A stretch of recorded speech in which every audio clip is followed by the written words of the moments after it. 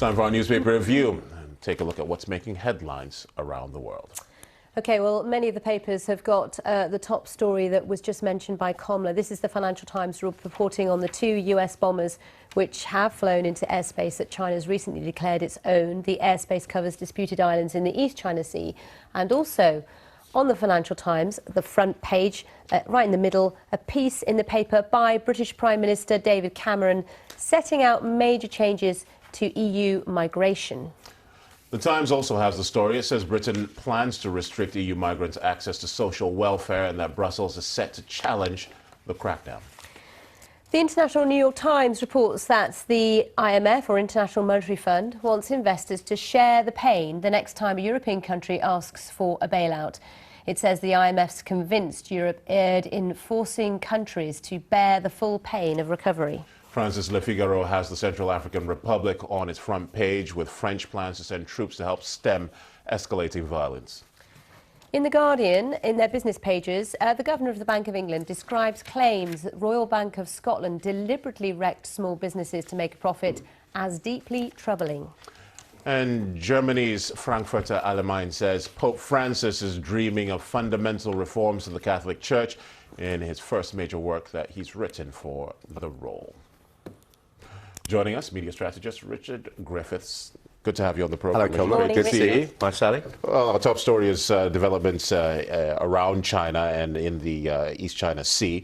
And it seems as though the United States has made a move and has now said to China, your move. And the FT is interesting because it is one of the few papers this morning that carries the latest escalation in this dispute on its front page. We don't often see these kinds of stories on the front of the British tabloids, for instance. And what the US is saying is it considers this airspace international.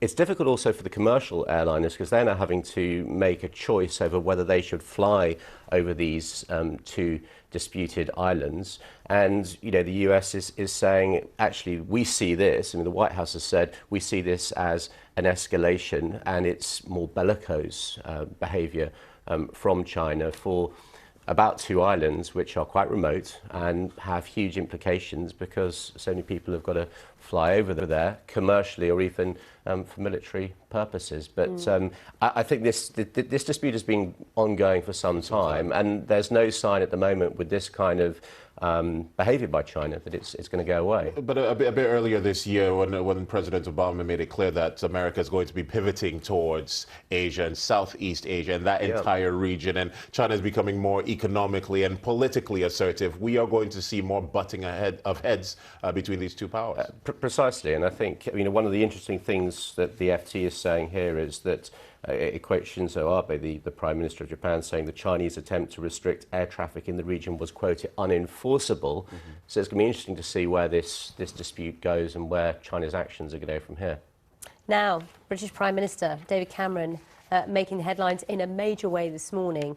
The Financial Times saying he today announces a crackdown on EU immigration, vowing to deport vagrants and restrict the rights of foreign nationals who want to try and claim benefits pretty much as soon as they arrive. And the Times also looks at the story but talks about the challenge set to come from Brussels on this. Well, look, this is political dynamite, and expect to hear more reaction to this story today, and I would suggest over the coming weeks and months. All the papers are following up on this today.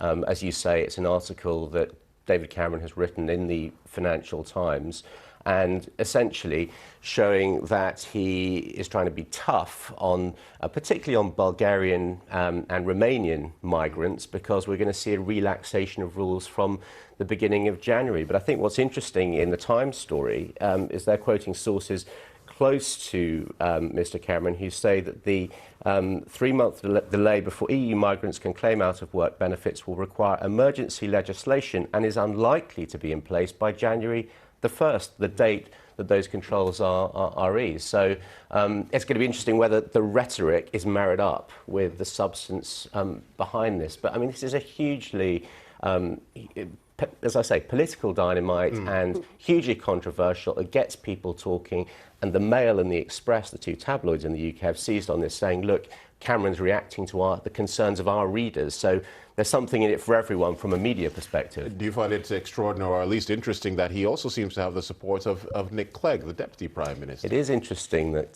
Clegg has signed up to this. I think what Cameron's trying to do here is secure his reputation on not being soft on migration, and we've got the local elections coming up next May, so there's plenty of reasons from his perspective to be seen to be getting tough.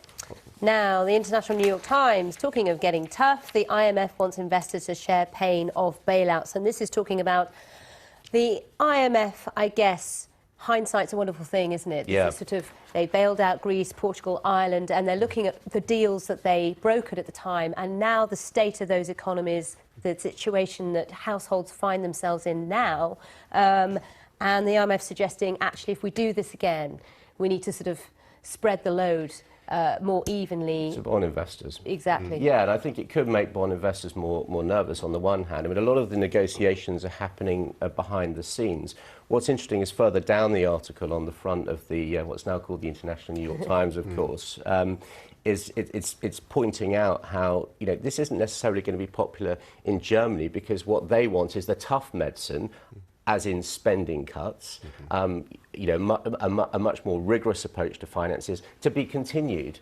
So, you know, it's not going to be popular everywhere, but it's going to be interesting to see how this plays out. But it could be some time before this plan comes to fruition. It could be, for instance, a best part of a year. And also, as well, when the rubber hits the road and a country does need bailing out, there's so much specific detail and negotiation that goes on that often, you know, general rules don't necessarily apply. I mean, and you've had some reports in recent weeks on the pain that we've seen in terms of the implementation of some of these plans on the ground in countries like Portugal, and there's a lot of emotion behind it, and you've got to take into account the real pain that people are starting to experience in these countries as well. And perhaps no surprise that there's resistance from the banking sector No surprise, to the proposals from the IMF. Let's move on to Le Figaro, and I want to tap into your expertise as somebody who manages communications as well. France is planning to send troops to the Central African Republic. This is a story that has been unfolding over several weeks, over several months now. A very clear crisis in Africa, even though there's been a lot of really positive news coming out of the continent.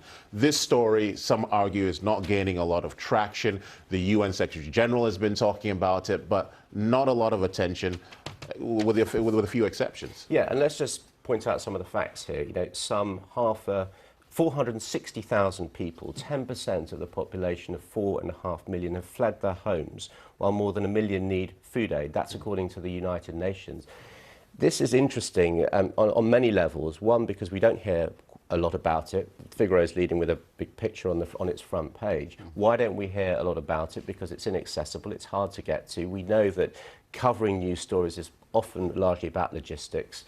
The other aspect with this is if you send reporters into these countries, it is incredibly risky. We've heard of many journalists, particularly in recent years, who've been killed as a result of covering these kinds of wars, and it's extremely hard to cover. So I'm not sure this is so much around reputation. I think it's more around the way you cover stories and getting the stories out of those countries. Okay. Now, let's have a look. Talking of reputational damage, and it goes on and on and on. Royal Bank of Scotland, another disastrous week for this bank in terms of reputational damage. But Mark Carney, the new Bank of England governor, basically talking about the fact that this is deeply troubling. Give us your take on this one, Richard, as we get to the middle of the week. Yeah, I think it's going to be interesting to see how Mark Carney continues to deal with this and whether individuals are going to be punished at the top of RBS. What's interesting is many of the latest claims, for those people who haven't been following quite so closely, have materialised since the government took control of RBS. So from a reputation perspective, it's not great for the government either. The question is how you handle it. At issue is the fact that, according to a couple of reports we've seen this week, that RBS, or one group within RBS, essentially tried to push small businesses over the edge, that's the allegation, in order to increase profit. And you know, Mark Carney had an interesting time yesterday at the Treasury Select Committee. He was grilled on a number of issues. And you know, clearly he's got to be seen to get tough and to manage these kinds of issues from a regulatory perspective. Well, someone who seems to be enjoying some positive, depending on who you ask, public relations, if you like, is the Pope. We only have a few seconds left. He's issued a number of statements, a very clear distinction from his predecessor. Well, here's a good thing. Look at the picture. He's smiling, which is great, which is a marked contrast to some of the previous popes. I'd say, you know, one of the most brilliant communicators from we've seen in terms of those who've held the papacy. The question is backing this up with substance. All right. Thoughts of Richard Griffiths. Thanks for coming in. Good to see you this morning. Sally, that's it from us. We'll be back with more news in a few minutes. See you soon. Bye-bye.